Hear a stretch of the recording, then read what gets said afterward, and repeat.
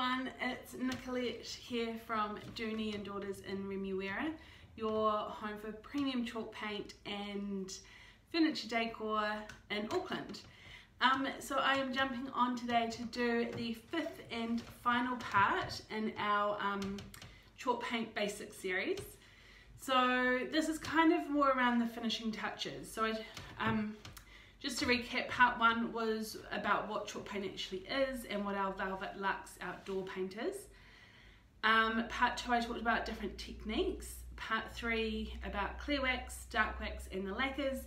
And then yesterday I went over gilding, sorry, not gilding wax, I went over coloured waxes, how to make them and how to layer them. So today, yeah, is more about the finishing stuff. So distressing, I know a few people have asked about that, and gilding wax. This is the little table I was working on yesterday. So I thought I would just show you distressing. So this has been painted in River's Peak. Underneath there is wild honeycomb, so this beautiful mellow yellow. But there's also other layers under that. So this should distress to show the colours underneath, but also you can distress to show the wood underneath, which I love doing, and I think it looks really nice, especially with whites. It's like a really soft aged look. So you can distress as much or as little as you want. You know, a lot of people think of distressing as a shabby chic look, which is great. But that could be a bit too much distressing for some people. I tend to do quite a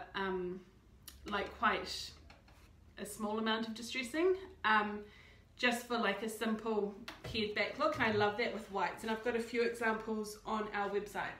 Anyway, when you're distressing with your chalk paint, I would always recommend using a 240 grit sandpaper, so something nice and fine. And that just means that you have a bit more control. So it's always easier to sand a little bit and do more than to use something too rough and a lot will come off, and then then it's a bit harder, you have to paint back over. Also, a really fine grit sandpaper will give you a more natural sand. You won't end up with lines from the grit. So anyway, it is hot in here today. I just shut the windows. Anyway, so the top was sealed, the sides and the rest of it aren't. So this might sound a bit horrible, hopefully not. But you just want to sand. I don't know if you can see, but it's just coming off. So you just want to sand. I tend to go all over and just see where it naturally comes off a bit more. So it's coming off on the edges. You'll see it's coming off a bit more there. And it literally comes off like chalk dust. It is nice and easy and quick. So there we go. Hopefully, if I bring it up, gosh, I can't see. Oh yeah, you can see a bit of the pale yellow up here, in this part here. So one big tip when you are distressing is to do it and then stand back and have a look, because you don't, if you're sitting there just doing a small piece, you can get quite caught up in your little area. So if you step back and look at your piece of furniture or whatever it is as a whole, then you can see better how much you've done and you won't do too much in one area. Another thing is, when you're distressing, it's often because you want like a naturally worn look. So don't try and be too perfect with your distressing, because that's not going to look natural.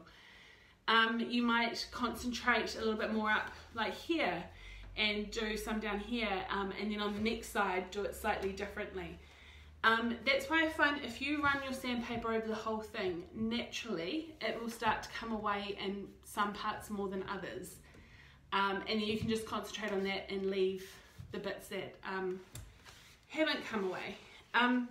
One thing as well, when you are doing a two colour distress, which technically this is what this is, because you're seeing the yellow come through, paint your bottom colour quite thick and with lots of texture. That means that when you sand back, you will get back to that underneath layer a lot quicker and a lot easier.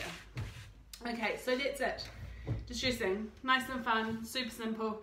Key thing is to use your super fine grit or your fine grit sandpaper, so like a 240 or even higher, but I tend to go 240. And then you could seal it with your heavy wax. So I have my can here. I don't know where my brushes are. I don't know, everything's kind of all over the shop. But say I'll just scoop up a bit on my rag and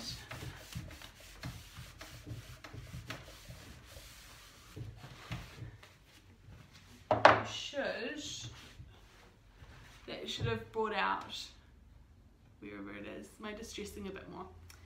Cool, so that's that done.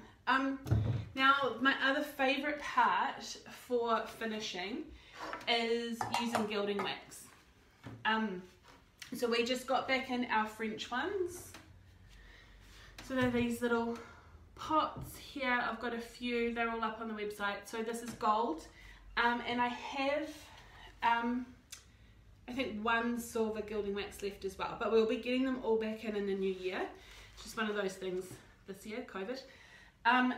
But I do have a few here that I want to show you. So I have some very well used ones. So I've got some of the French in silver, and I've got some of the artisan in gold. So when you are using gilding wax, a little goes a long way. These pots last for ages, and they are wonderful to use. I love using them. So the main way that I do it, put it on your finger. So, oh gosh, got it everywhere. So get a little bit on your finger and rub it over the edges. I hope this is working. I can't see what I'm doing. Here we go. So that is just, it just pulls everything together in a really nice soft way. So there we go. Gilding wax is always something you do at the end. It goes over your wax finish or over a lacquer finish or over your velvet luxe. So you can add it on at any time in the future. So that's the gold, and I just thought I'd quickly show you some silver too. So just rubbed on. It's a great way to pick up any details, any carving. You can put it on your handles. It just really pulls everything together. So the other one that you could do is mixing the two together, which I actually did today for a client. My last commission for the year is pretty much done. It's just behind you. So this is really pretty. I mixed the gold and the silver together. And so you can put it on more than just a highlight piece. So I'm just going to go back to where I've already waxed. And you can put it, you could use a brush for this. Mine are just drying. But an angled detail brush would work perfectly. So pop it all on. So I might want like darker bits there, and then you can pull it back. So you can use your steel wool while it's still pretty, like before it's fully hardened, before it's dry, and you can pull it back. You can do this with any of them. It's like using your steel wool with your coloured wax that I did yesterday, and it can create this beautiful burnished look. Yeah, so pull that up. Oh, the light's gonna not be my friend, but anyway, you can see it's just this gorgeous metallic shimmer. Now if you've gone too far, or say you're doing a bit with your finger and you accidentally smudge it up, don't worry, it is a wax. So like with all waxes, you can grab your clear wax and take it back. So yeah, clear wax always always acts as an eraser for dark wax, coloured wax, gilding wax. So, say I can just come along and pull it back. You just need to keep putting onto a clear bit. Oops, my wax is melting, but there you go, it comes back. So don't ever worry if you accidentally get a bit in the wrong spot. Yeah, and that's pretty much it. We're going to have more metallic gilding wax colours next year, which will be great. Yes, so if you have any other questions, please pop them in the comments. Yesterday's one is already up on the blog, but I'll save this and I'll put this up on the blog as well, along with everything else. And this is pretty much me now. Gosh, I'm hot. It's pretty much me now for the end of the year. So I'm hoping to come back in the new year and do more of these series around different techniques and maybe specific things as well with different products we've got and different paint colours. If you ever have any questions, please ask. We are going to be closed from kind of, I think, midday Christmas Eve through to Tuesday the 12th. But I will be on my phone. So if you have any questions, just email or message or anything. I hope you all have a lovely holiday, that you're getting a bit of a holiday. And we'll see you in the new year. Thank you.